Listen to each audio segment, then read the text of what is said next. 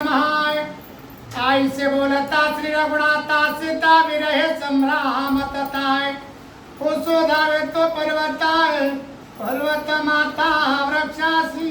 हो, अशा प्रकारे आतापर्यंत प्रभू रामचंद्र सीतेच्या विरहामध्ये शोकाकुलित झालेले आहेत. पर्वतांना परत विचारण्याकरता धाव घेतात तरी सुद्धा म्हणजे सीतेचा शोध लागत नाही. पर्वता वृक्ष हो तुम्ही दुरी देखता पाहो तरी माझ्या हृदयचा संदेह निसंदेह तुम्ही करा. हो, आणि अशा प्रकारे पर्वतांना विनंती करू लागले. कोण? जगाचे मालक प्रभू रामचंद्र. पर्वतांनो, तुमची उंची जास्त आहे आणि उंचावरून तुम्हाला दूर दूरपर्यंत दिसताय.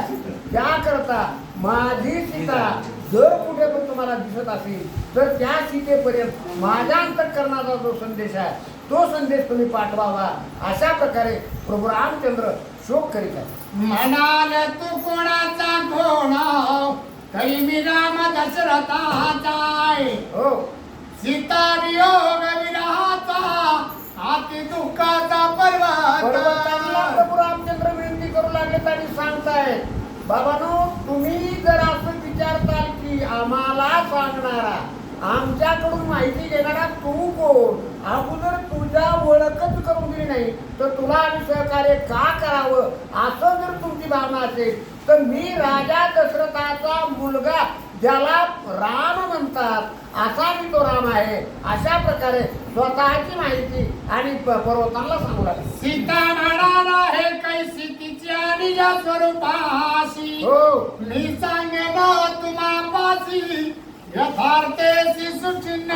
तुम्ही जर म्हणाल तू रामशेखर आहे परंतु तुझी सीता कशी आहे, त्या सीतेचं वर्णन काय आहे, ती सीता तुझीच पत्नी आहे हे आम्ही कशावरून ओळखावं, असं जर तुम्ही म्हणत असाल तर त्या सीतेची माहिती मी तुम्हाला सांगतो, ऐकून घ्या. अशा प्रकारे भगवान राम बोलू लागले. रक्त नेत्रा रक्त आधार सुंदर सुनासिका सुकुमार कटी रत्तार कटी सूत्र पितांबर धर जानकी. सीता कशी आहे म्हणले? रक्तनयन, डोळे जे आहेत ते बिलकुल मृगासारखे हरणासारखे डोळे आहेत. त्याचबरोबर सीतेची चाल जी आहे ती हरणाप्रमाणे आहे.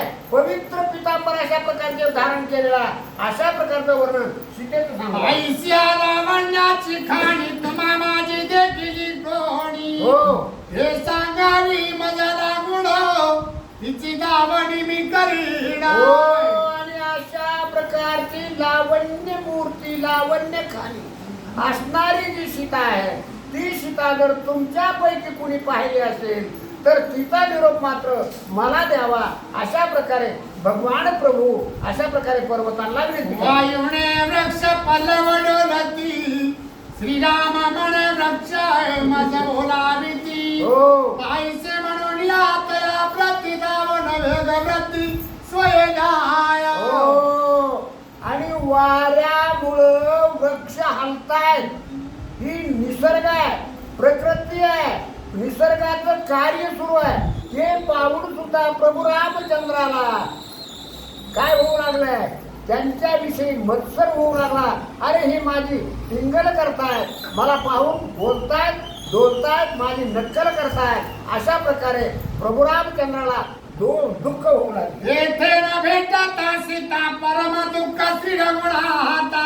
हो. मूर्छित पडे मागुता हा सीता विलपता. हो, आणि अशा प्रकारे कुठल्याही ठिकाणी त्या दंडकारण्यामध्ये सीता दिसत नसल्यामुळं हा हे सीते, हे सीते, हे सीते अशा प्रकारचा शोक करीत भगवान जगाचा मालक असणारा प्रभू रामचंद्र आणि त्या ठिकाणी अरण्यामध्ये फिरू लागला. सीताण सांगती पर्वता तेने शुभला श्री रघुनाथ. हो, भस्म करावया गिरी समस्त धनुष्य हात घातिला. शेवटी जगाचा बाप आहे आणि त्यांच्या सुद्धा सांगितलं ग्रंथकर्त्यांनी या ठिकाणी शास्त्रामध्ये सांगितलं प्रभू रामचंद्राला मर्यादा पुरुषोत्तम म्हटल्या गेलेला आहे. तरी सुद्धा या सीतेच्या पत्नीच्या शोकाकरिता ज्या वेळेस पर्वत कुणीही त्या पर्वत किंवा झाडे कुणीही सीतेची शुद्धी सांगत नाही, त्यावेळेस प्रभू रामचंद्राचा राग अनावर होतो, मर्यादेच्या बाहेर जातो आणि मला तुम्ही कुणीच सांगत नाही, मी तुमचा घात करीन असा मनामध्ये विचार करून पर्वतांचं पिष्ट करण्याकरता धनुष्याला हात घातलेला. धनुष्याला निगुण गुणीला विना वज्र बाण तव लक्ष्मणे धैर्य चरण विरुद्ध आपण न करावे. भगवंता प्रभू रामचंद्राने आपल्या ह्याच्यामधून बाण काढला, भातुड्यामधून धनुष्यावरती चढवला, वज्रबाण नावाचा बाण त्यावरती चढवला आणि गुणीला हात घातल्याबरोबर लक्ष्मणानं तत्काळ त्यांनावरती नतमस्तक होऊन पाय धरले आणि सांगितलं, भगवंता हे कार्य आपण करू नये, याच्याकरता थोडा सद्विवेक बुद्धीचा वापर करावा, अशा प्रकारे लक्ष्मणाने विनंती केली. निरापराध हे पर्वत हो. याचा करू नये घात, वा वा वा. शांत करून या श्रीगुणात पुढे वडात चालिले. हो. भगवंता दादा काय दोष आहे या पर्वतांचा, हे निरापराध आहेत बिचारे, या ठिकाणी पडून आहे आणि या निरापराधाचा घात करून आपला तो कारोबार